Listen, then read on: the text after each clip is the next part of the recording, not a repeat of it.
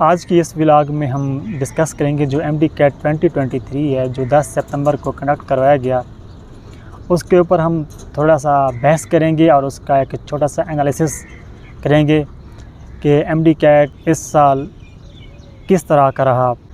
पिछले सालों की निस्बत इस साल का जो टेस्ट था, इसका जो डिफ़िकल्ट लेवल था वो किस तरह था। क्या पिछले सालों की निस्बत ज़्यादा मुश्किल था या आसान था। और दूसरा हम इसमें थोड़ा सा बहस करेंगे कि जो क्लोजिंग मेरिट है इस साल वो कहाँ तक जा सकता है। क्या मेरिट लो होगा या मेरिट हाई होगा। हम इस चीज़ पर थोड़ी सी डिस्कशन करेंगे और उसके साथ साथ हम डिस्कस करेंगे जो एमडी कैट में ग्रेस मार्क्स अवार्ड किए गए स्टूडेंट्स को और उसकी जो आंसर कीज़ हैं उसमें जो मिस्टेक्स है तो ऐसा क्यों है। तो इस चीज़ के ऊपर हम थोड़ी सी डिस्कशन करेंगे। लेकिन सबसे पहले हम ये बात डिस्कस कर लेते हैं क्योंकि काफ़ी सारे स्टूडेंट्स के मुझे मैसेज भी आते हैं और डायरेक्टली उनके पेरेंट्स से और काफ़ी सारे दोस्त 10 सितंबर के बाद जब से ये टेस्ट हुआ है तो मेरे दोस्त फेलोज़ स्टूडेंट्स जो मेरे साथ स्टूडेंट्स अटैच थे वो अक्सर यही सवाल पूछ रहे होते हैं कि इस साल मेरिट कहाँ पर रुकेगा। तो ज़ाहिर सी बात है हम जो मेरिट है, जो मेरिट का क्राइटेरिया है, जो मेरिट कहाँ पर रुकेगा, क्या इस साल मेरिट हाई होगा, लो होगा या वहीं पिछले सालों की तरह मेंटेन रहेगा, ये बातें वो बातें हैं कि जब तक ऑफिशियल रिज़ल्ट नहीं आ जाता एंट्री टेस्ट का। एफएससी का रिज़ल्ट तो आ गया है, ठीक है, लेकिन एंट्री टेस्ट का जब तक रिज़ल्ट नहीं आ जाता, उसका जो एक स्टैटिस्टिक्स है वो नहीं आ जाते, तब तक कोई अंदाज़ा लगाना भी मेरे ख़्याल के मुताबिक कि आप ये अंदाज़ा नहीं लगा सकते। तहम स्टूडेंट्स, दोस्तों और पेरेंट्स की रिक्वेस्ट से मुझे बार बार उनके मैसेजेस आ रहे थे। उसकी बेस पर मैंने एक अपनी छोटी सी रिसर्च की क्योंकि मेरे साथ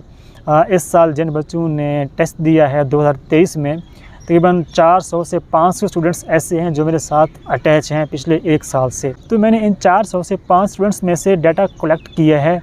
और एक छोटी सी रिसर्च की है इसके ऊपर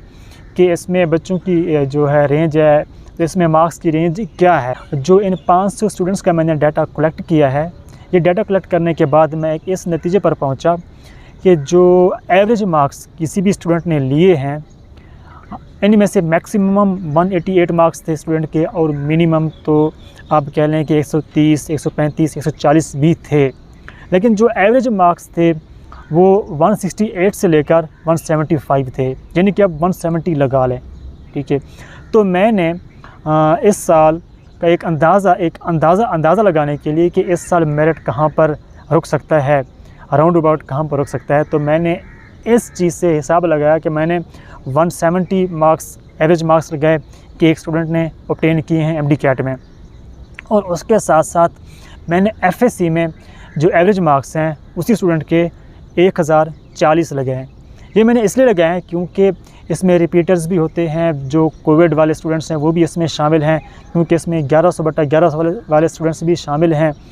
तो मैंने एफएससी में एवरेज मार्क्स 1040 लगाए और इसके साथ मैट्रिक में मैंने उसी स्टूडेंट के एवरेज मार्क्स 1050 लगाए।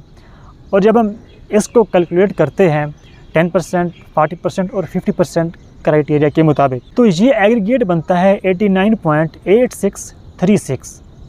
तो इसका मतलब ये है कि एक अंदाजे के मुताबिक जो मेरिट है इस साल यूएचएस का पंजाब में वो 89.8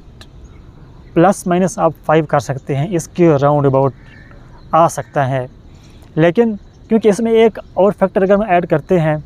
ये तो मैंने जस्ट पंजाब की बात की है ना, अगर हम इसमें एक फैक्टर ऐड कर दें जो इस्लामाबाद जो फेडरल वाले स्टूडेंट्स हैं, क्योंकि फेडरल का जो टेस्ट है वो निस्बतन यूएचएस का जो एमडी कैट है उससे आसान था, इस बार भी आसान था और पिछले साल भी आसान था। तो ये जो एक छोटा सा फैक्टर साथ ऐड होगा तो इसकी वजह से तकरीबन मेरिट 90%